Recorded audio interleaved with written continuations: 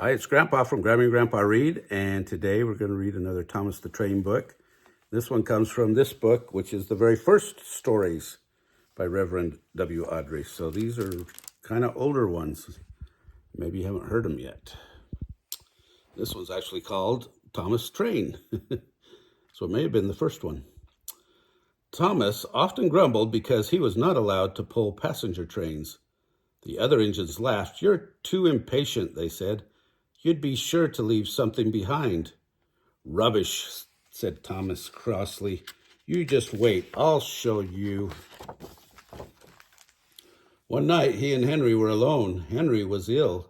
The men worked hard, but he didn't get better. Now Henry usually pulled the first train in the morning, and Thomas had to get his coaches ready.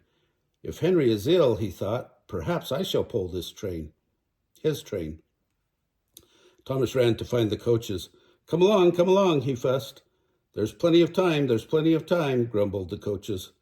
He took them to the platform and wanted to run around in front at once, but his driver wouldn't let him. Don't be impatient, Thomas, he said. So Thomas waited and waited. The people got in. The guard and station master walked up and down. The porters banged the doors, and still Henry didn't come. Thomas got more and more excited every minute. Sir Topham Hatt came out of his office to see what was the matter, and the guard and the station master told him about Henry. "Find another engine," he ordered. "There's only Thomas," they said. "You'll have to do it then, Thomas. Be quick now." So Thomas ran around to the front and backed up to the coaches, ready to start. "Don't be impatient," said his driver. "Wait till everything is ready." But Thomas was too excited to listen to a word he said. What happened then, no one knows. Perhaps they forgot to couple Thomas to the train. Perhaps Thomas was too impatient to wait till they were ready. Or perhaps his driver pulled the lever by mistake. Anyhow, Thomas started. People shouted and waved at him, but he didn't stop. "They're waving because I'm such a splendid engine," he thought importantly. "Henry says it's hard to pull trains, but I think it's easy. Hurry, hurry, hurry," he puffed, pretending to be like Gordon. As he passed the first signal box, he saw the men leaning out and waving and shouting. "They're pleased to see me," he thought. "They've never seen me pulling a train before. It's nice of them to wave." And he whistled, "Peep, peep, thank you," and hurried on. But he came to a signal, "Danger." "Bother," he thought. "I must stop. I was going too nicely, too. What a nuisance signals are." And he blew an angry peep, peep on his whistle.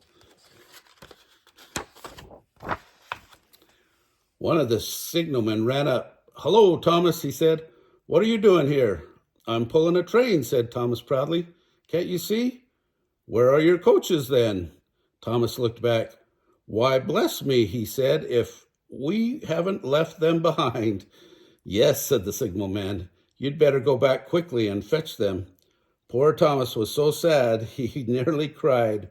"Cheer up," said his driver. "Let's go back quickly and try again." At the station, all the passengers were talking at once. They were telling Mr. Topham Hatt, the station master, and the guard what a bad railway it was.